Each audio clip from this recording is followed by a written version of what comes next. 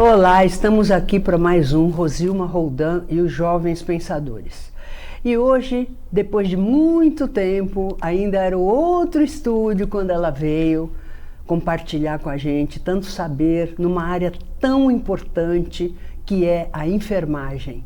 É a Ana Paula Brito, que é enfermeira, sempre deu cursos de formação e convidei-a para vir aqui. Ela vai vir aqui, já vou fazer a propaganda do nosso Pode Falar de Saúde do dia 10, quarta-feira que vem, ao vivo. Acompanhe no nosso canal Pode Falar de Saúde, ao vivo, no canal também da TV Com Santos, no YouTube. Ao vivo você pode mandar sua participação, suas perguntas, suas dúvidas, das 11 ao meio-dia, no dia 10 de dezembro.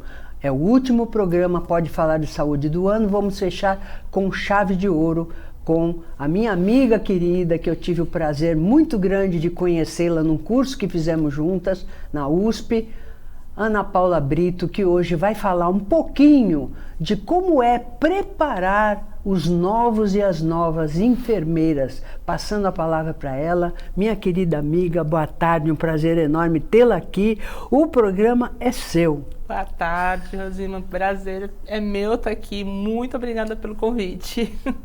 Então, Ana, nós estávamos conversando antes de começar o programa. Você veio já há muito tempo, não era nem esse estúdio ainda, e você me lembra que você chamou atenção, porque as pessoas só se preocupam com o médico, né? Embora quem está lá deitado na cama de hospital sabe a importância da equipe de enfermagem, né? Que tem como chefe a enfermeira, né?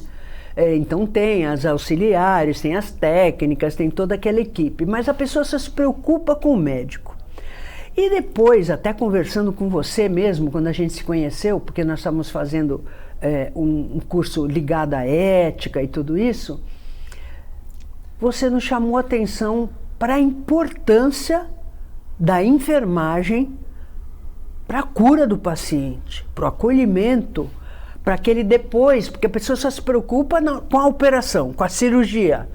E o depois? Isso a minha irmã também fala, minha irmã é médica de cabeça e pescoço, ela fala, não se preocupe tanto com o médico, se preocupe quem é a equipe que vai acompanhar depois. É verdade isso, Ana Paula? É verdade, é verdade. Assim, o paciente, quando ele está internado, quem cuida dele é uma equipe multiprofissional. Dentro dessa equipe você tem médico, você tem a equipe de enfermagem, que tem enfermeiro, técnico, auxiliar, você tem fisioterapeuta, nutricionista, fonoaudiólogo. Então é uma equipe que vai cuidar para restabelecer a saúde desse paciente. A equipe de enfermagem é a equipe que fica praticamente as 24 horas do dia com esse paciente. O médico, o fisioterapeuta, nutricionista, as demais pessoas, eles vão passar uma visita, vão conversar um pouco com o paciente e vão embora. Agora, quem vai cuidar desse paciente é a enfermagem, né? A enfermagem é uma ciência e é uma ciência do cuidar. O médico, ele está lá olhando a doença, ele está cuidando da doença. Nós estamos cuidando do paciente, do ser humano, né? Então essa é a importância. E também da família. Com certeza, com certeza. Como é que é essa história? Porque cuidar do paciente, mas a gente nunca pensa também que a equipe de enfermagem também cuida da família. Como é que é isso? A família faz parte do cuidado, né? A gente precisa trazer a família para junto, para fazer parte, ela faz parte do cuidado. Com a família por perto, o paciente ele se restabelece melhor, ele consegue aderir mais fácil ao tratamento. Se é um paciente paliativo, né, onde você não tem mais o que fazer, você só está dando medida de conforto para ele, a família ela faz parte desse cuidado também, né? E a enfermagem ela tem que fazer essa ligação, ela vai ensinar esse familiar a cuidar desse paciente, vai trazer para dentro do cuidado. Tanto que o familiar ele está como acompanhante ali, né? Então, ó, tô dando a medicação para o seu pai, vou dar comida agora, né? Ó, vamos dar o banho, é assim que a gente vai fazer. Ah, você consegue me ajudar a trocar uma fralda, né? Então, você coloca a família para participar do processo mesmo do restabelecimento desse paciente. E até para aprender, no caso, por exemplo, de uma alta, o paciente, o familiar conseguir também manter esses mesmos cuidados em casa, exatamente, né? Já teve casos, quando eu trabalhava no serviço aqui de urgência e emergência aqui da cidade, o médico falava assim, o paciente não está comendo, vamos passar uma sonda nasointeral. Aí eu falava assim, tá, eu passo a sonda e quem vai cuidar dessa sonda? Eu preciso, né? Não basta eu passar a sonda e entregar para a família e falar, sim, né? Não, você vai ter que ensinar a manipular essa sonda, a testar para ver se essa sonda se ela tá alocada, para o paciente não ter uma broncoaspiração. Então você tem que, não é simplesmente ir lá fazer e entregar para a família. Eu tenho que ensinar essa família a mexer, por exemplo, no dispositivo para comida. Sim, porque também não adianta ficar do lado se não entende o que está acontecendo. Exatamente. Às vezes pode o paciente até, como você falou, uma broncoaspiração, pode até morrer sufocado e a família nem sabe o que fazer, não pode. Geralmente, quando a família é bem participativa, ela ajuda bastante. Já aconteceu de eu estar em estágio com um aluno e aí quando eu vou fazer uma determinada medicação, a família sabe qual que é a medicação, do jeito que é dado, o quanto que está naquela bomba de infusão determinado medicamento. Então, ele está sempre participando. Aí eu também conversava com o paciente, olha, o médico mudou aqui, o médico mudou ali, vamos fazer assim, vamos fazer melhor assim. Já teve casos do paciente, estamos esperando vocês para dar banho no meu filho. Ai, que legal. Não, vai levar para o chuveiro. Não vai levar para o chuveiro, porque ele está assim, assim, assim, assim ainda. Corre o risco dele cair. E se ele cai lá dentro do chuveiro? Né? Ele não está em condições ainda de tomar um banho de chuveiro. Vamos dar um banho de leito nele e tal. Aí, sempre conversando e colocando a família, explicando por que você vai fazer daquela forma e não daquela forma que eles querem, né? Então, isso tem que... você trazer a família para participar é muito importante. Tem gente que fala assim, pois a família é chata. Não, a família não é chata. A família, ela adoece junto. É verdade. Então, a gente precisa também ter paciência, né, com a família. Porque, às vezes, eles vão explodir, eles não estão explodindo com você, mas eles estão explodindo por conta da situação. E exatamente. A gente tem que saber separar, eu acho assim, né? Não sei, você tem vasta experiência nisso, Ana Paula. Quando você participa e põe a família para ajudar, eu acho que a ansiedade de cuidado, quando a pessoa não sabe o que fazer, ela diminui bastante, né? Porque a família colabora e ela sente que está fazendo alguma coisa. Sim. E aí ela percebe que está ajudando e eu acho que isso diminui um pouco. Eu acho que a pior coisa que tem é você ver uma pessoa que você gosta sofrendo e você não saber o que fazer. E a família, ela está ali para ajudar, a gente tem que prestar muita atenção no que a família diz também. Sim. Né? Eu tive um caso recente agora de uma amiga que hospitalizou a mãe. A mãe era cuidado paliativo e eles queriam investir na mãe. Em nenhum momento eles prestaram atenção no que a família estava dizendo. Aí gerou-se um desgaste desnecessário. Entendi. Né? Então a equipe também tem que saber ouvir essa família. Porque também você falou nos cuidados paliativos.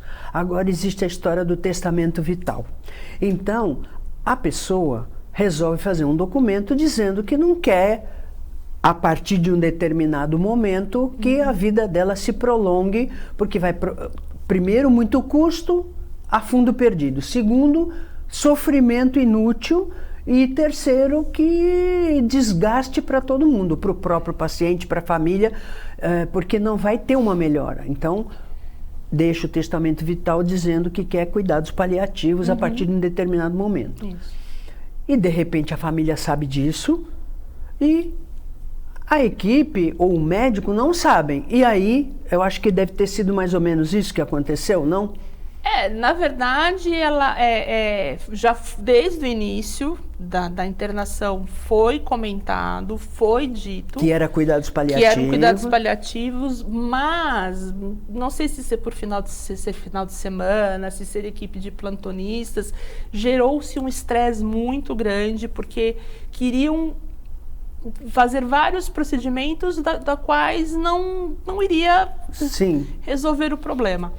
Quando chegou na segunda-feira, aí chegou o médico mesmo e aí tudo se acertou, né? Porque aí falou que não era bem isso. Sim, e tá todo mundo desgastado, né? Porque Exato. É uma situação desgastante. Exatamente. Ainda quando tem esse tipo de disputa de decisão, deve ser horrível, né? Eu imagino que deve ser muito horrível.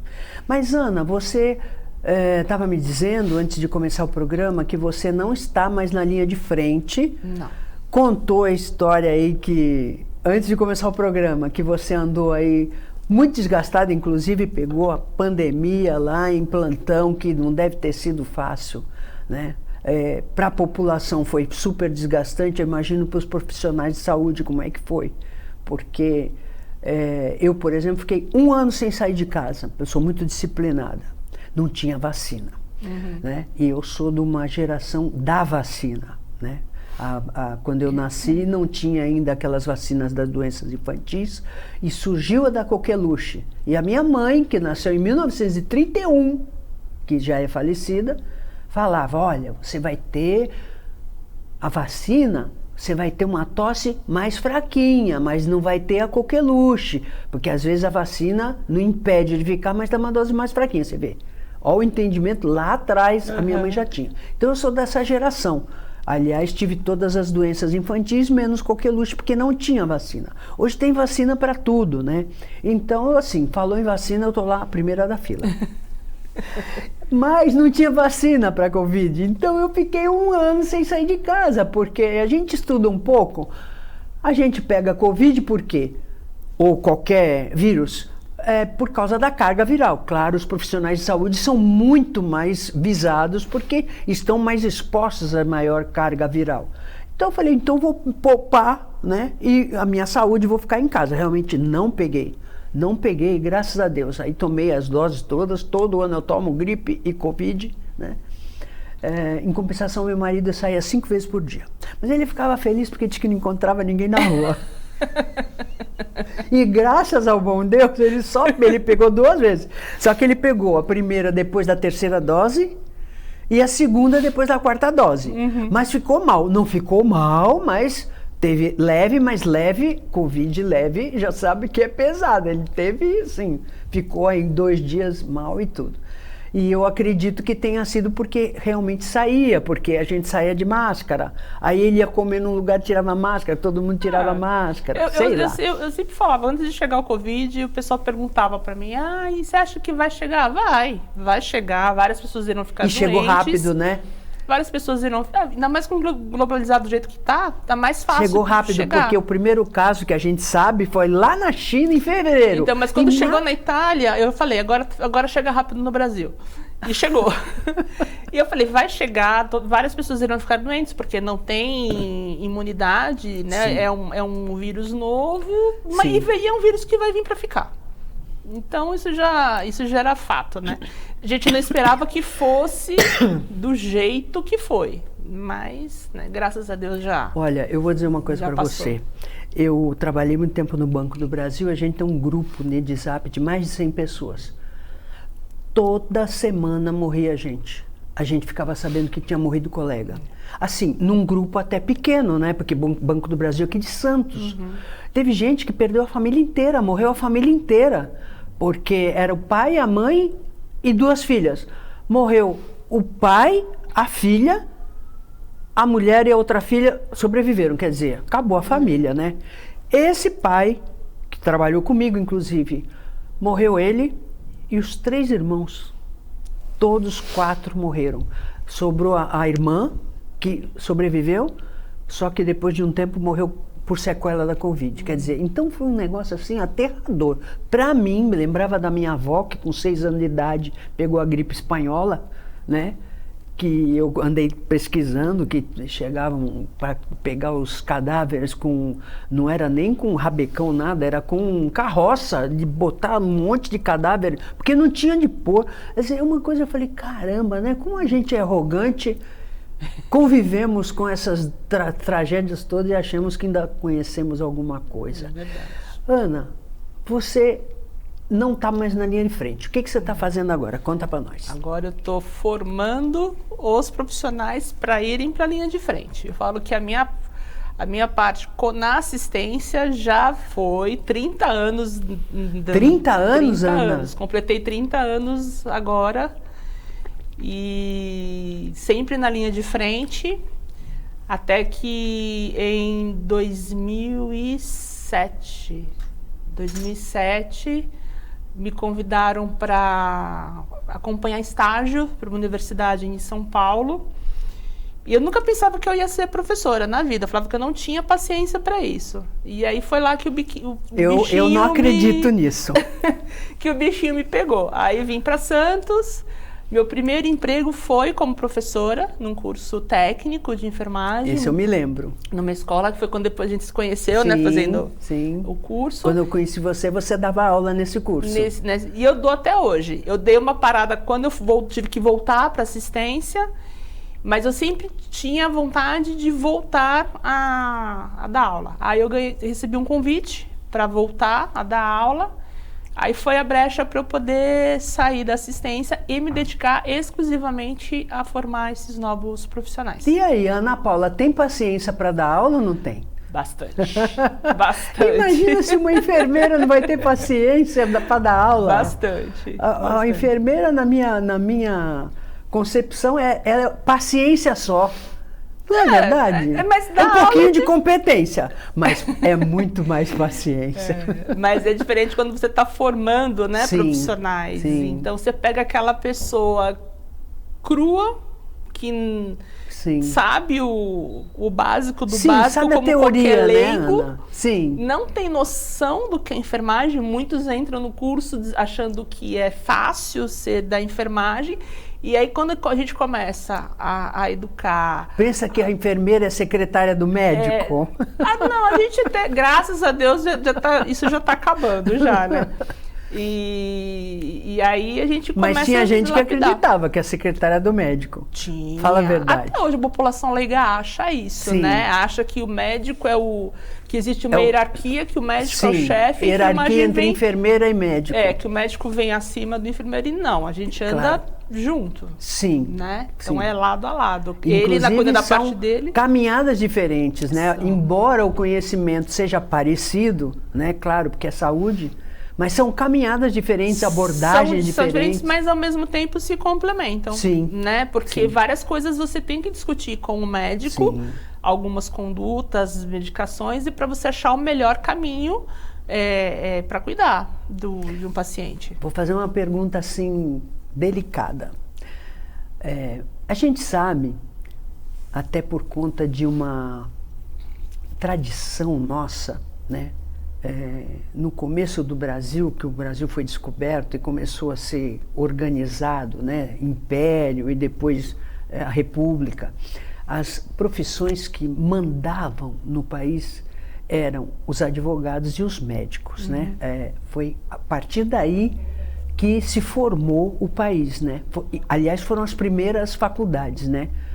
Antes, os filhos de família rica estudavam na Europa, porque não tinha direito aqui, e aí depois fizeram as faculdades de direito e logo depois as de medicina, então tudo passava pelos advogados, pelos médicos, por isso doutores, né? Doctor in Law e Doctor in Medicine, então ficou o doutor, né? E não sei, talvez por isso, a linguagem, tanto do médico como do advogado, são linguagens herméticas, você não consegue entender. Hoje, com a tecnologia, com o Google, a gente tem mais acesso, né? Mas as linguagens continuam difíceis, né? Como é que isso que você falou, que é bem bacana, que é o trabalho em equipe entre a enfermagem, o curso superior de enfermagem, formando um profissional de enfermagem com as suas técnicas, o seu conhecimento, as suas abordagens, e o médico. É uma relação fácil ou depende do médico, ou o médico se sente inseguro em relação à interveniência da enfermagem? Como é que é isso? Já foi mais difícil.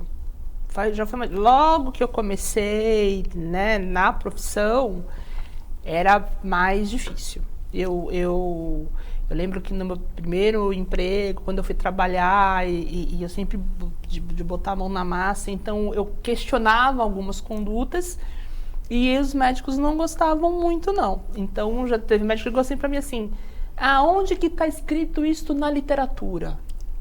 Eu falei, você quer literatura? Eu trago. Aí eu trazia literatura. Aí ele falou, então a partir de hoje o curativo é com você, sabe?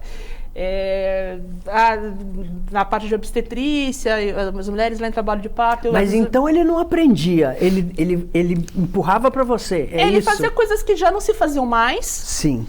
E eu vinha com toda a parte mais atualizada e eles às vezes não aceitavam. Sim. E eu falava, não é dessa forma, é dessa forma. E ele ficava meio... Às vezes não gostava desafiado. muito. Aí depois, quando eu fui para trabalhar com obstetrícia, eu lá com as mãezinhas e tal, e aí eles assim... então vem aqui ver. Aí ele via, aí sabia que eu estava certa. Então tá. Aí eu fiz foi 1, 2, 3. Quando foi na 4ª vez, doutor, você vai ver. Não, se você já está falando, eu confio em você. Então meio que eu tive que ir buscando o espaço. Domou, né? As feras. Hoje em dia, agora no meu último emprego e tal, que são situações de emergência, de urgência, de emergência, eles mesmos já vinham procurar ajuda. Numa dificuldade que eles tinham, eles iam perguntar pro enfermeiro que estava de plantão, e a gente ia orientando. Doutor, não acha melhor assim, né? Então, hoje em dia eles estão muito mais abertos a enfermagem está trabalhando junto do que antigamente. Eu acho ótimo, que está melhor isso agora. É bom, né? Porque eu acho que tem faculdade de enfermagem que tem enfermeiro dando aula. Eu tenho uma amiga que é professora também em São Paulo e ela dá algumas disciplinas para medicina, para odontologia. Então a enfermagem está entrando. Sim. Então eles estão começando a ter essa interação, né? Então acho que fica mais fácil depois quando eles vão para campo. Eles descobriram que quando a gente trabalha em equipe é melhor do que quando trabalha sozinho, né? Muito melhor. Porque a chance de erro é muito maior, né? Quando você divide responsabilidade e divide conhecimento também. Você acaba diminuindo as chances de ter um erro, né? Perfeito, é isso que é importante. A gente chama só as barreiras que a gente fala. E o erro, quando você trata da saúde de alguém, muitas vezes pode resultar morte, né? Então... A gente teve um caso recente aí, né? De falta de comunicação, né? Porque você fala da criança que morreu, né? Da adrenalina, né? Isso. Na verdade, foi o erro todo está no processo, né? Você tem, para você evitar que o erro chegue ao paciente, você tem que passar por várias camadas, né? Sim. Então começa lá na prescrição, no próprio sistema, na farmácia, até chegar no técnico de enfermagem que administrou o medicamento. Então a gente tem que ter passar por todas essas barreiras, né? Então, porque para chegar lá no final é porque já passou por todas. E assim, a medicina, né? A enfermagem, todas as ciências que trabalham com o ser humano, elas são ciências humanas, não exatas. E os sintomas são muito parecidos, né? Então, até existem tratamentos, hoje a informação, né, ela é muito rápida, a atualização ela é muito rápida, então muitas vezes a pessoa não está atualizada. E existem informações que não chegam no médico, não chegam na enfermagem, a própria família não sabe ou não lembra, e isso pode resultar morte, né? Então, a gente tem que tomar esse cuidado. Primeiro, o próprio paciente, a própria família, se inteirar, se informar muito eu sempre falo, e passar tudo para o profissional. E eu sempre falo para os meus alunos, na dúvida, não faça. Não faça. Surgiu uma dúvida, procura o teu enfermeiro, procura o médico, né? Já aconteceu isso comigo, assim, ó, mas não faça. Se você tem dúvida, não faça. Teve até um episódio de onde eu trabalhava, que eu trabalhava com uma ex-aluna. Uma aluna que eu formei e depois nós fomos trabalhar juntas. E foi o mesmo caso de adrenalina, só que era adrenalina na inalação. Estava começando a se usar a adrenalina na inalação para casos respiratórios com criança. E uma pediatra prescreveu. A técnica pegou e falou, nunca fiz. Na hora, ela veio falar comigo. Olha, dona Ana, né, tá isso aqui, eu nunca fiz. É isso mesmo? Aí eu também fiquei na dúvida. Falei, não, vamos conversar com a pediatra? Aí fomos conversar com a pediatra. Doutora, é isso mesmo? Não é. Por quê? Não, porque isso. Aí ela pegou, deu uma aula. Não, por causa disso, assim, assim, assim, assim. Perfeito. Falei, virei pra... Até que falei assim, pode fazer. Aí ela virou pra mim e falou assim, eu ainda tô com medo. Eu não quero fazer. Aí eu falei, você tá no seu direito. Aí eu fui lá e fiz. Aí foram surgindo outras prescrições, e aí, né? Mas assim, eu até brinquei com ela, falei, aprendeu direitinho, né? Mas no caso dessa criança, ela morreu. Qual? Nós temos mais 1 minuto para fechar. No qual? Dessa que morreu. Então. Que foi também caso respiratório e ela morreu. Foi, só que foi prescrito pela via errada, que foi prescrito por via endovenosa. E a família questionou e a técnica virou e falou assim, se está prescrito eu vou fazer. Entendi. O correto seria por que via? Inalatória, por inalação. Ah, tá. E não por via endovenosa. Entendi. Além do que a dosagem era muito alta, Entendi. até para um adulto, imagina para uma criança. Entendi. Aí nesse caso houve a falta de conhecimento, né, da técnica em relação à medicação. Você vê, né? É uma falha que algumas profissões não podem errar, né? Uma é enfermeira, então, outra médica, a outra é piloto de avião. Só que teve uma barreira lá atrás que não tinha, que foi da farmácia. Se a farmacêutica tivesse visto, ela teria barrado em mandar a medicação. Só que não tinha farmacêutico na farmácia naquele momento. Então você viu que foi se furando as barreiras. Terrível, terrível. E infelizmente levou terrível, porque eu sempre escutei minha família dizer, só não tem remédio para a morte. Quando chega na morte, não há o que fazer, né? E se...